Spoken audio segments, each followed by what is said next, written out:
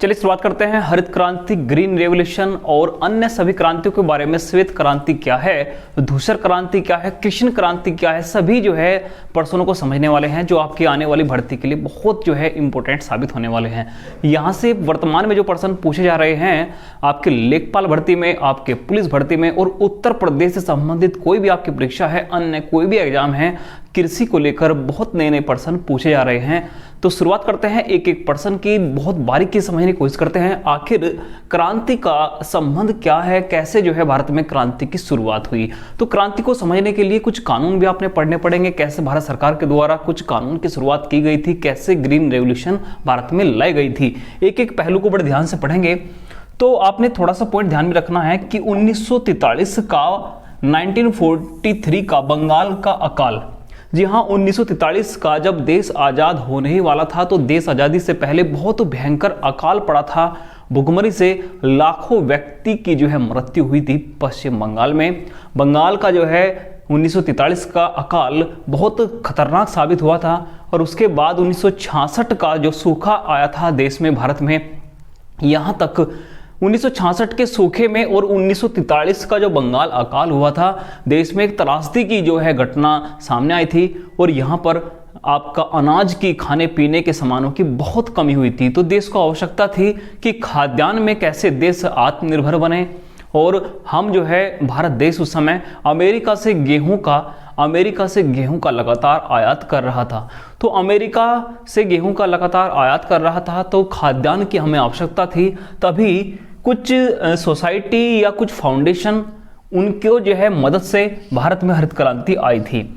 तो Rockefeller foundation, एक एक पॉइंट को समझते रहिए। रॉकफेलर फाउंडेशन जिसने विश्व में हरित क्रांति की शुरुआत की थी, एक रॉकफेलर फाउंडेशन, और भारत में जिसने हरित क्रांति, ग्रीन रेवोल्यूशन की मदद की है, उसी का नाम था फोर्ड फाउंडेशन, उसी का नाम था फोर्ड फाउंडेशन। तो ये जो दो फाउंडेशन हैं इनके बारे में भी कुछ समझने के लिए मिलेगा, तो बहुत इंपॉर्टेंट है। विश्व में हरित क्रांति की शुरुआत करने वाला रॉकफेलर फाउंडेशन था और जिसने भारत में हरित क्रांति में मदद की थी उसी का नाम था फोर्ड फाउंडेशन। और ये दोनों संस्था थी कहाँ की? अमेरिका की। दोनों संस्था कहाँ की थी? अमेरिका की थी। चलिए शुरुआत करते हैं, हरित क्रांति के बारे में समझते हैं। देखिए, सघन कृषि जिला कार्यक्रम, जब ये फोर्ड फाउंडेशन भारत में आया, अमेरिका का एक फाउंडेशन था, तो इसने भारत की आवश्यकताओं को देखा कि भारत को किस क्षेत्र में जो है खाद्यान्न, कहाँ से जो है कैसे भारत तरक्की कर सकता है, भारत को उर्वरक चाहिए, कैसे जो है भारत लगातार कुछ योजना भारत में चलानी पड़ेगी जिससे भारत आत्मनिर्भर बन सकता है, खाद्यान्न में आत्मनिर्भर बन सकता है। तो भारत सरकार के द्वारा फोर्ड फाउंडेशन ने जो सलाह दी थी, तो भारत सरकार के द्वारा कुछ योजनाएं चलाई गई। तो उस योजना के बारे में थोड़ा पढ़ेंगे। जैसे सघन कृषि जिला कार्यक्रम, ये योजना बहुत इंपॉर्टेंट है, ये परीक्षा में आएगी, जिसे IADP नाम दिया गया है, इंटेंसिव एग्रीकल्चर डिस्ट्रिक्ट प्रोग्राम नाम दिया गया है। ये योजना 1960 से 1961 के दौरान चलाई गई थी। अब है क्या योजना, एक एक पॉइंट को समझते हैं। अमेरिका से आई फोर्ड फाउंडेशन कंपनी ने भारत सरकार को कृषि उत्पादकता व पशुपालन बढ़ाने का सुझाव दिया। यह प्रश्न आपसे कई बार पूछा गया है कि भारत में कृषि उत्पादकता और पशुपालन को बढ़ाने का सुझाव सबसे पहले किस कंपनी ने दिया था? तो अमेरिका से आई कौन सी कंपनी थी? फोर्ड फाउंडेशन कंपनी थी, जिससे सरकार ने 7 जिलों में यह योजना शुरू की। जैसे पंजाब के लुधियाना, उत्तर प्रदेश का अलीगढ़ और तंजावुर, ये तमिलनाडु का क्षेत्र है, ये है आपका तमिलनाडु का क्षेत्र। ऐसे ही महाराष्ट्र के गोदावरी क्षेत्र में और लुधियाना, पंजाब, अलीगढ़ में इस योजना की शुरुआत की थी भारत सरकार ने। इसी का नाम था सघन कृषि जिला कार्यक्रम। इस कार्यक्रम का संबंध हरित क्रांति से है, क्योंकि हरित क्रांति की नींव जो है पड़ चुकी थी आपका सघन कृषि जिला कार्यक्रम के तहत, जिसे कहा गया था इंटेंसिव एग्रीकल्चर डिस्ट्रिक्ट प्रोग्राम। तो यह प्रोग्राम बहुत पूछा जाता है परीक्षा में। सबसे पहला एक कृषि की तरफ ध्यान दिया भारत सरकार के द्वारा, और वो किस प्रोग्राम के तहत दिया गया? एक जो है इंटेंसिव प्रोग्राम था जिसे IADP नाम दिया गया, सघन कृषि जिला कार्यक्रम नाम दिया गया। तो इसका सन बहुत इंपॉर्टेंट है, ये परीक्षा में सन ही पूछा जाता है। हरित क्रांति संबंध इस जो है कार्यक्रम का रहा है। उसके बाद इस प्रोग्राम के कामयाब होने के बाद जो 61 में चलाया गया था, उसके बाद सघन कृषि क्षेत्र कार्यक्रम चलाया गया। सघन कृषि क्षेत्र कार्यक्रम, मतलब कि जिले को छोड़कर जो है उसके बाद में सघन कृषि क्षेत्र कार्यक्रम चला गया, जिसे IAAP नाम दिया गया, इंटेंसिव एग्रीकल्चर एरिया प्रोग्राम, जिसकी शुरुआत 1964 से 1965 के दौरान की गई। इसमें 114 जिले में कृषि उत्पादकता बढ़ाने 114 जिले में कृषि उत्पादकता बढ़ाने का जो है ये प्रोग्राम था, जो 1964 से 1965 दौरान चलाया गया। तो ये दोनों प्रोग्राम आपने ध्यान रखने हैं, IADP प्रोग्राम और IAAP प्रोग्राम। IAAP प्रोग्राम हरित क्रांति आने से पहले भारत सरकार ने जो प्रोग्राम चलाए थे कृषि के क्षेत्र में, दोनों इंपॉर्टेंट है।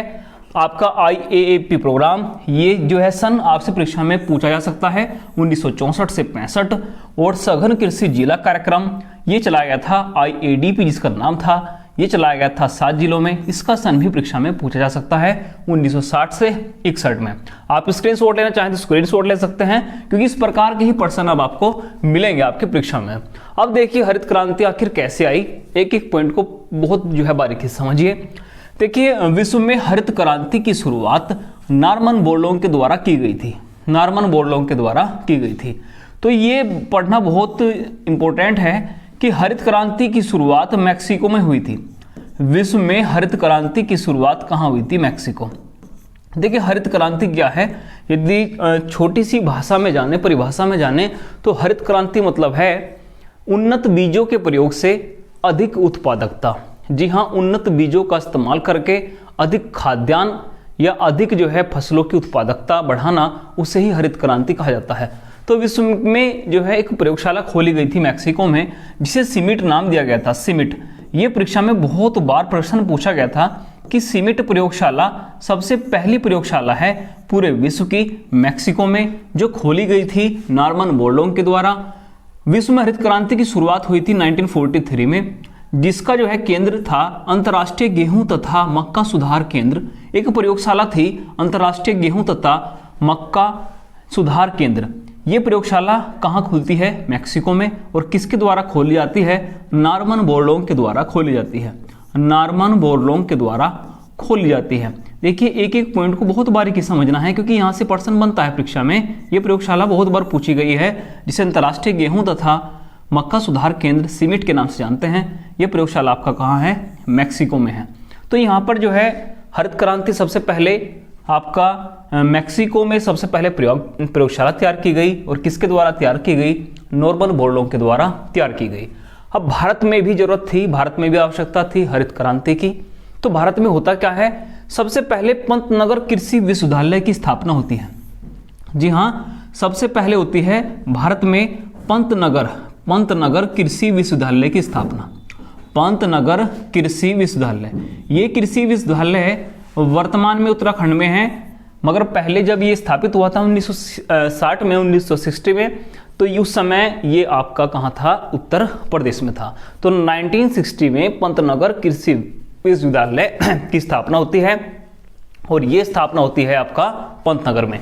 तो यहीं पर बनती है हरित क्रांति की पहली प्रयोगशाला। जी हाँ, भारत में हरित क्रांति के लिए उन्नत बीजों की प्रयोगशाला कहाँ बनाई गई थी? तो भारत के पहले कृषि विश्वविद्यालय में बनाई गई थी, जो पंतनगर में स्थापित हुआ था। जो कहाँ स्थापित हुआ था? पंतनगर में। उसके बाद सभी जानते हैं कि भारत में हरित क्रांति लाने का जो श्रेय दिया गया है वो डॉक्टर MS स्वामीनाथन को दिया गया है। किसको दिया गया है? Doctor MS Swaminathan. Doctor MS Swaminathan के साथ दो नाम आपने और पढ़ने पड़ेंगे, जिनका श्रेय है भारत में हरित क्रांति लाने का, जिसको 3S फॉर्मूले के नाम से भी जानते हैं। जी हाँ, 3S का संबंध हरित क्रांति से है। 3S है क्या? देखिए 3S का संबंध है, 3S का संबंध है। S से डॉक्टर MS स्वामीनाथन हुए, और उस समय के कृषि मंत्री C सुब्रमण्यम हुए, और उस समय के कृषि सचिव शिवरमन हुए, शिवरमन। तो 3S का योगदान रहा भारत में हरित क्रांति लाने का। तो 3S का मतलब क्या है? एक एक पॉइंट को समझिए। स्वामीनाथन, स्वामीनाथन ये कृषि वैज्ञानिक थे उस समय के, और सुब्रमण्यम ये थे उस समय के कृषि मंत्री, और शिवरमन ये थे उस समय के कृषि सचिव। उस समय के कृषि सचिव। तो 3S का संबंध है भारत में हरित क्रांति का श्रेय लाने के लिए। तो कुछ भी परीक्षा में आपसे पूछा जा सकता है।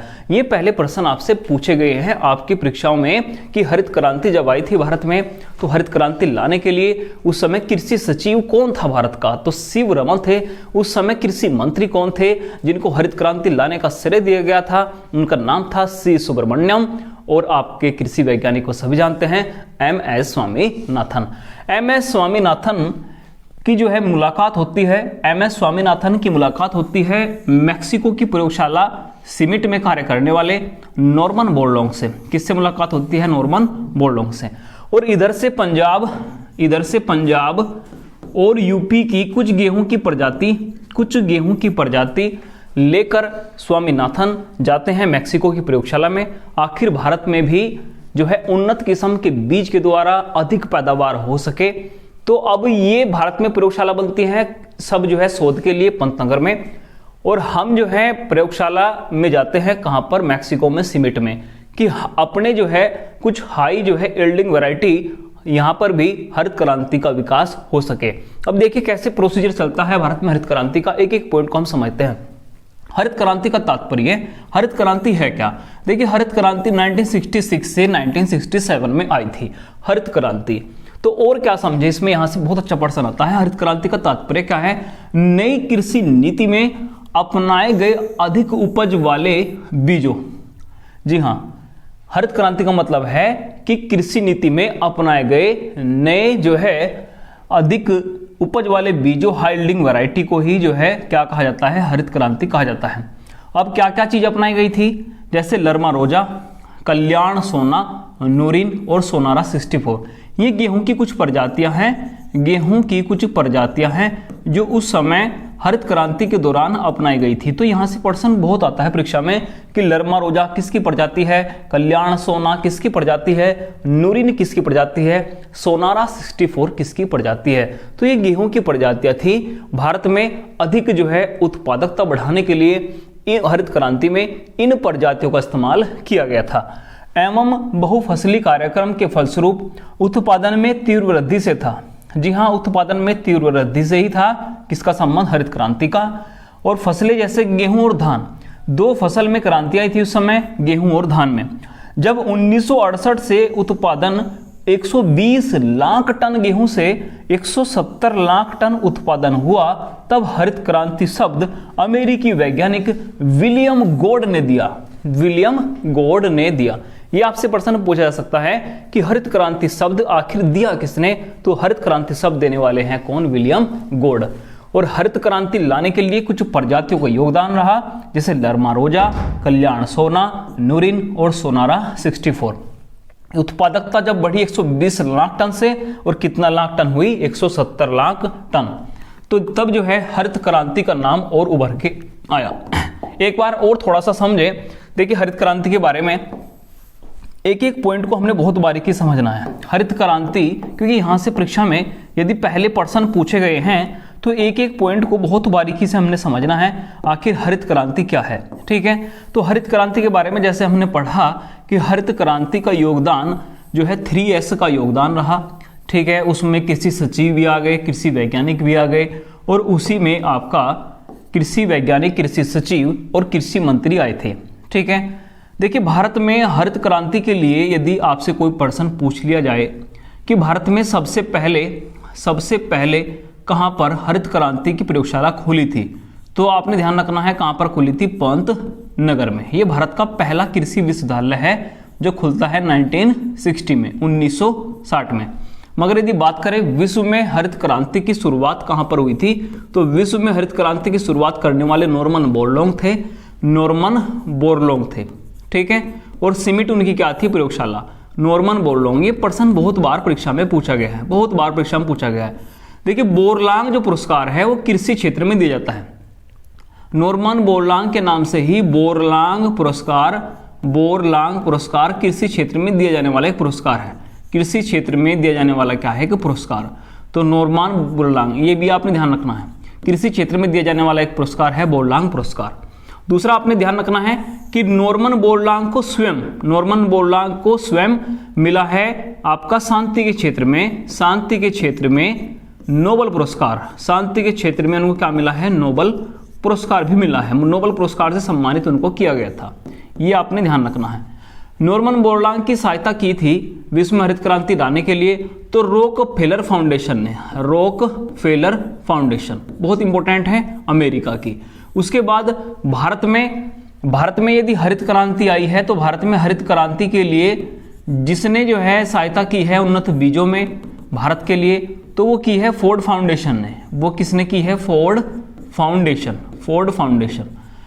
हरित क्रांति से पहले कृषि उत्पादकता बढ़ाने के लिए कुछ प्रोग्राम हमें चलाए थे, जैसे IADP प्रोग्राम और IAAP प्रोग्राम। ये प्रोग्राम कब चले थे, दोनों का सन आपने ध्यान रखना है, अभी आपसे पढ़ाया गया था, बहुत इंपॉर्टेंट पर्सन है, यहां से ही परीक्षा में पूछा जाएगा हरित क्रांति को लेकर। जी हाँ, हरित क्रांति को लेकर तो सारे फैक्ट आपके क्लियर होने चाहिए।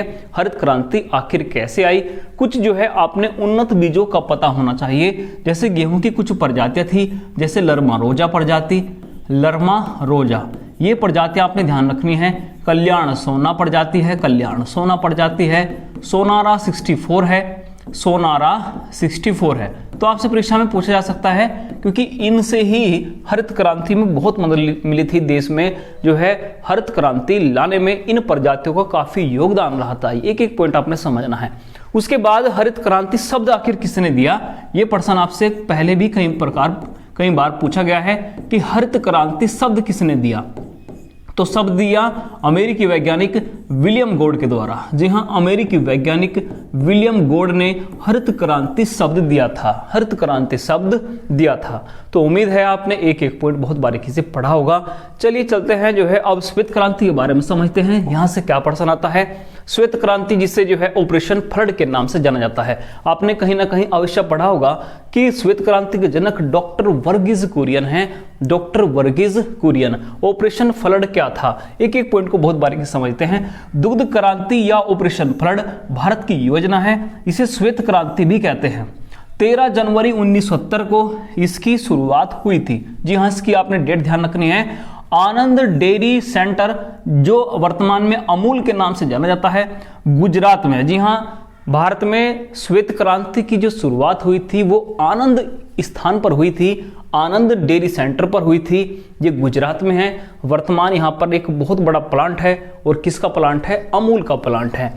श्वेत क्रांति 3 चरणों में हुई है, ये भी आपने ध्यान रखना है, यहां से पहले प्रश्न पूछा गया था। श्वेत क्रांति 3 चरणों में हुई है। पहला चरण 1970 से 78 तक, दूसरा चरण 78 से 85 तक, और तीसरा चरण 85 से 95। ये तीनों चरण आपने ध्यान रखने हैं श्वेत क्रांति के। राष्ट्रीय डेयरी रिसर्च सेंटर जो करनाल में है, ये 1955 में स्थापित हुआ था। कब हुआ था, 1955 में। राष्ट्रीय डेयरी रिसर्च सेंटर करनाल 1955 में स्थापित हुआ था। इसका पहले मुख्यालय कहां था, ये एक बार परीक्षा में पूछा गया था, तो आपने ध्यान रखना है, बेंगलुरु में इसका जो है मुख्यालय है। भारत दुग्ध उत्पादन में प्रथम स्थान पर है, ये आपने ध्यान रखना है। 375 ग्राम प्रति व्यक्ति उपलब्धता है दूध की। वर्तमान में दूध उत्पादन में भारत का प्रथम स्थान है संपूर्ण विश्व में, ठीक है। और ये श्रेय जाता है डॉक्टर वर्गीज कुरियन को, क्योंकि दुग्ध जो है क्रांति के, श्वेत क्रांति के जनक थे कहे जाने वाले डॉक्टर वर्गीज कुरियन। आनंद स्थान पर उन्होंने जो है दुग्ध उत्पादकता बढ़ाने का एक प्रोग्राम की शुरुआत की थी 1970 में, 1970 में। और वर्तमान में जो राष्ट्रीय डेयरी रिसर्च सेंटर है करनाल में, वो पहले कहां स्थापित था, ये भी आपने पॉइंट ध्यान रखना है। वो पहले स्थापित था आपका बेंगलुरु में। चलिए चलते हैं कुछ नई क्रांति की ओर। और नीली क्रांति क्या है, देखिए नीली क्रांति का उत्पादन मत्स्य उत्पादन से है। और क्या जो है यहां से प्रश्न पूछा जा सकता है, नीली क्रांति का संबंध मछली उत्पादन से है। नीली क्रांति का जनक अरुण कृष्णन, ये प्रश्न पहले पूछा गया था। अरुण कृष्णन जो है इनके जनक हैं। चीन के बाद मछली उत्पादन में भारत का दूसरा स्थान है। जी हां, चीन के बाद मछली उत्पादन में भारत का दूसरा स्थान है। और अरुण कृष्णन को नीली क्रांति का जनक के रूप में जाना जाता है। अरुण कृष्णन को नीली क्रांति का जनक के रूप में जाना जाता है। उसके बाद कृष्ण क्रांति क्या है, कृष्ण क्रांति, देखिए क्रांति को लेकर एक एक फैक्ट आपको पढ़ना पड़ेगा, क्योंकि यहीं से बहुत प्रश्न आते हैं परीक्षा में। कृष्ण क्रांति, कुछ नई क्रांतियां हैं जो आपको पढ़ने के लिए मिल रही है, तो उम्मीद है आप एक एक पॉइंट को नोट करेंगे। कृष्ण क्रांति है बायोडीजल के उत्पादन से। बायोडीजल क्या है? एक पौधे से डीजल की प्राप्ति होती है, उस पौधे का नाम है जटोरफा, उस पौधे का नाम है जटोरफा, जिससे डीजल की प्राप्ति होती है और उसी को ही पौधे को ही रतन जोत कहा जाता है। काकीनाडा आंध्र प्रदेश में इसका जो है प्लांट है, संयंत्र केंद्र है। इस पौधे से, पौधे का नाम है जटोरफा और इसे कहा जाता है रतन जोत, जिससे डीजल की प्राप्ति होती है। और डीजल की प्राप्ति होती है तो मतलब बायोडीजल के उत्पादन से, बायोडीजल मतलब प्राकृतिक रूप से डीजल की प्राप्ति हो रही है, तो उसी का संबंध है कृष्ण क्रांति से। उसका संबंध है किस क्रांति से? कृष्ण क्रांति से। ऐसे ही अमृत क्रांति क्या है? नदी जोड़ो परियोजनाओं से इसका संबंध है, नदी जोड़ो परियोजनाओं से। अमृत क्रांति के जनक जो हैं अटल बिहारी वाजपेयी जी थे, अटल बिहारी वाजपेयी जी थे। जैसे केन बेतवा लिंक, देखिए नदी को जोड़ने की परियोजना है, नदी को जोड़ने की परियोजना है, उसी का नाम अमृत क्रांति है। उसी का नाम क्या है? अमृत क्रांति। तो कुछ नदी जोड़ने की परियोजना है, जैसे गंगा यमुना लिंक। एक एक पॉइंट को समझिए। Ken Betwa link, Ken Betwa link. ऐसे ही महानदी गोदावरी, गोदावरी कृष्णा लिंक। ठीक है, तो आपका जो है ये जोड़ने की परियोजना है। देखिए एक बार थोड़ा सा ध्यानपूर्वक समझिए, आखिर अमृत क्रांति है क्या? नदियों को जोड़ने की परियोजना, नदियों को जोड़ने की परियोजना। यदि कोई आपसे पूछे जनक बताइए, तो ये जो है इनके जनक हैं अटल बिहारी वाजपेयी, अटल बिहारी वाजपेयी इनके जनक हैं। जैसे मान लिया आपका गोदावरी नदी है, जो ये महाराष्ट्र का इलाका है, महाराष्ट्र के त्रंबक पर्वत से, महाराष्ट्र के त्रंबक पर्वत से ये गोदावरी नदी प्रवाहित हो रही है बंगाल की खाड़ी की ओर। गोदावरी नदी प्रवाहित हो रही है किस खाड़ी की ओर? इधर है आपका कौन सी खाड़ी? बंगाल की खाड़ी। ठीक है, और ये नदी आपकी है गोदावरी, ये नदी है आपकी गोदावरी। और ऐसे ही जो है महाराष्ट्र से ही कृष्णा नदी प्रवाहित होती है कर्नाटक से निकलकर इधर आंध्र प्रदेश की ओर। ये नदी जो प्रवाहित हो रही है इसी का नाम है कृष्णा, इसी का नाम क्या है? कृष्णा नदी है। अभी इनका जो लिंक होगा, इनका जो लिंक होगा, दोनों जो नदी आपस में मिलेगी, जो इनका लिंक होगा, ध्यान रखिए, यही है अमृत क्रांति का संकेत। यही है किस क्रांति का संकेत? अमृत क्रांति, अमृत क्रांति। तो नदी को आपस में जोड़ने की एक योजना है। इस योजना की जो जनक थे वे थे अटल बिहारी वाजपेयी। तो ऐसे ही देखिए एक एक पॉइंट आपने ध्यान रखना है। उत्तर प्रदेश में जैसे आपने पढ़ा होगा केन बेतवा लिंक परियोजना, केन बेतवा लिंक परियोजना। उत्तर प्रदेश से भी प्रश्न जो है कई बार परीक्षा में पूछ ले जाते हैं। उत्तर प्रदेश की जो है प्रसिद्ध है केन बेतवा लिंक। देखिए आपने कहीं ना कहीं अवश्य पढ़ा होगा कि सहारनपुर से बॉर्डर पर ऐसे यमुना नदी प्रवाहित होती है। मथुरा, आगरा, इटावा, इधर जो है कानपुर देहात से निकलकर आपका प्रयागराज तक जो ये नदी प्रवाहित हो रही है, इसी का नाम है यमुना। इसी का नाम क्या है? यमुना। अब इस यमुना की कुछ सहायक नदी है, जैसे बेतवा नदी, ये आपका मध्य प्रदेश से आती है और इधर जो है झांसी से निकलकर, ललितपुर से निकलकर यमुना में मिल जाती है। ऐसे ही एक नदी है केन नदी, एक नदी है कौन सी नदी? केन नदी। यदि बेतवा और केन आपस में मिलेंगी, बेतवा और केन आपस में मिलेंगी, यदि इनका लिंक आप बनाओगे तो ये भी संकेत होगा किस क्रांति का? तो ये भी संकेत होगा किस क्रांति का? अमृत क्रांति का। तो नदियों को आपस में जोड़ना, जैसे केन बेतवा लिंक, ये वर्तमान में बहुत इंपॉर्टेंट है, काफी सुर्खियों में है। तो केन बेतवा लिंक ये भी जो है संबंध है, इसका भी संबंध आपने ध्यान रखना है। इसका भी संबंध है आपका अमृत क्रांति से, इसका भी संबंध है अमृत क्रांति से। तो एक लिंक आपने ध्यान रखना है केन बेतवा लिंक परियोजना, इसका भी संबंध है अमृत क्रांति से। हरित सोना क्रांति क्या है? हरित सोना क्रांति क्या है? इसका संबंध है बांस उत्पादन से। बांस उत्पादन, चीन के बाद भारत का दूसरा स्थान है बांस उत्पादन में। जी हाँ, बांस उत्पादन। देखिए नई परियोजनाएं हैं, अपने आप में बहुत इंपॉर्टेंट पर्सन यहां से बनेगा। हरित सोना क्रांति का संबंध बताइए। तो हरित सोना क्रांति का संबंध है बांस उत्पादन से, कृष्ण क्रांति का बायोडीजल के उत्पादन से, अमृत क्रांति का संबंध है नदी जोड़ो परियोजनाओं से। ऐसे ही प्रश्न आपके परीक्षा में वर्तमान में आते हैं, ध्यान रखना, बहुत इंपॉर्टेंट प्रश्न थे। चलिए समझते हैं कुछ अलग प्रश्न जो है, कुछ नए प्रश्न। जैसे गोल क्रांति क्या है? गोल क्रांति आलू उत्पादन से है। तो 16वीं सदी में पुर्तगाल से लाया गया था आलू, ये भी आपने ध्यान रखना है। वर्तमान में जो है आलू के जो है अनुसंधान केंद्र है, जैसे केंद्रीय आलू अनुसंधान संस्थान शिमला में है और आलू अनुसंधान संस्थान एक मोदीपुरम मेरठ में है उत्तर प्रदेश में। तो चीन के बाद दूसरा स्थान है आलू उत्पादन में भारत का। गोल क्रांति का संबंध इसी से ही है, मगर आपने जो है अनुसंधान संस्थान आपने दो ध्यान रखने हैं। आलू का उत्पादन सर्वाधिक कहां होता है? उत्तर प्रदेश। और उत्तर प्रदेश का आगरा क्षेत्र इसमें अग्रणी है आलू के उत्पादन में। उसके बाद यदि श्वेत क्रांति की बात पढ़ें, यदि स्वर्ण क्रांति के बारे में पढ़ें, स्वर्ण क्रांति यह बागवानी, शहद और फलों के उत्पादन से है। कौन सी क्रांति? स्वर्ण क्रांति में उत्पादन वृद्धि से है। और इसका जो जनक है निरपक तुतेज इसके जनक हैं। इस क्रांति के जनक, किस क्रांति के? यदि आपसे पूछा जाए स्वर्ण क्रांति के जनक, ये स्वर्ण क्रांति पहले है क्या, ये समझें। बागवानी, शहद और फलों में जो है विकास से है, उसकी वृद्धि से है। ये जनक एक बार परीक्षा में पूछे गए थे, इसलिए इंपॉर्टेंट है। स्वर्ण क्रांति का जनक किसे कहा जाता है? तो किसे कहा जाता है? निरपक तुतेज को कहा जाता है।